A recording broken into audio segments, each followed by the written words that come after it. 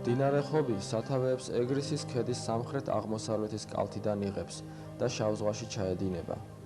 მანამდე კი ადამიანებისათვის უამრავ სასარგებლო საქმეს აკეთებს. მისი წყალი საკმაოდ სუფთა და სასმელად ვარგისია. ხეობა კი ერთ-ერთი ულამაზესია მთელს საქართველოში.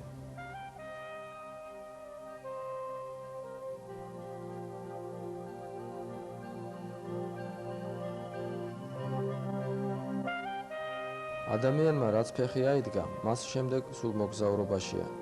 თუ ამ საქმეში მას 4 ფეხა მეგობარი წყავს გვერდში, მაშინ ხომ ნებისმიერი სირთულე იოლი დასაძლევია.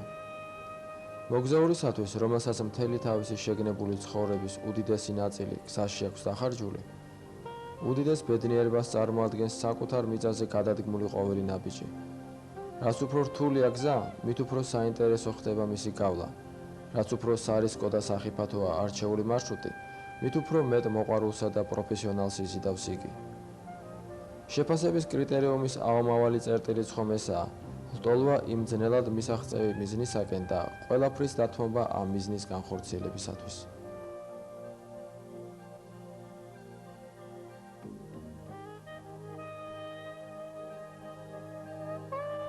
საოცარი ქვეყანაა საქართველო.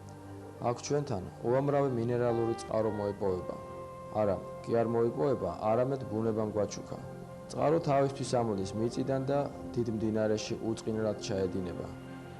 სიმართლე გითხრათ, ლუგელას წყალი ისეთი მარილიანია, რომ ყავს და აჩხავლებს. ლუგელა სამკურნალო თვისებების მქონე მინერალური წყალია, რომელსაც ჩვენ არაფერში ვიყენებთ. ყველაზე საიმედო და უტყუარი გადაადგილების საშუალება საკუთარი ფეხებია. არა აქვს მნიშვნელობა, რა სირთულისაა გზა, რა წონის ტვირთი გაქვს ზურგზე მოკიდებული, რამდენი ხანი უნდა იარო, თან გზადაგზა ბილიკების საკუთარი ოფლით უნდა მორწყა. ხანდახან ინატრო ნეტავ ახლა იქ მომყოფა, სადაც მივდივარ, ან საერთოდ საკუთარ სახლში ტახტზე წავამაწვინაო. ყველაფერ ამას მნიშვნელობა არ აქვს, როცა მიზანს მიაღწევ და მოგონებაში გადასულ განვლილ გზას გადახედავ.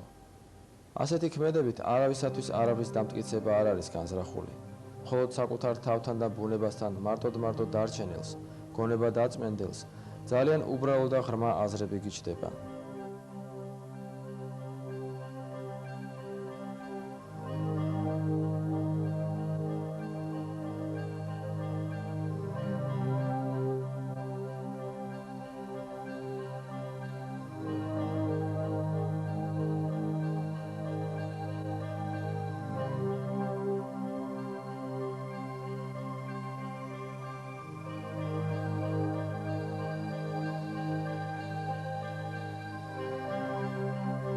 მდინარე ხობის წყლის მეორე ნაპირზე გადასვლისთანავე, მღვიმის მისადგომებთან თვალწინ ზღაპრული სანახაობა იშლება.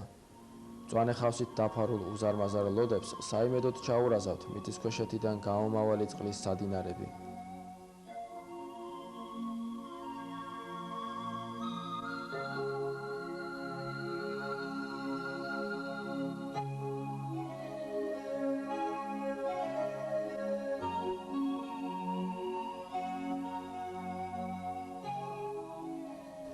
ეს წყალი მაღლა წიფურიას უღრან ტყეებში იბადება, მაგრამ მზის სინათლეს აქამდე ვერ ევლინება.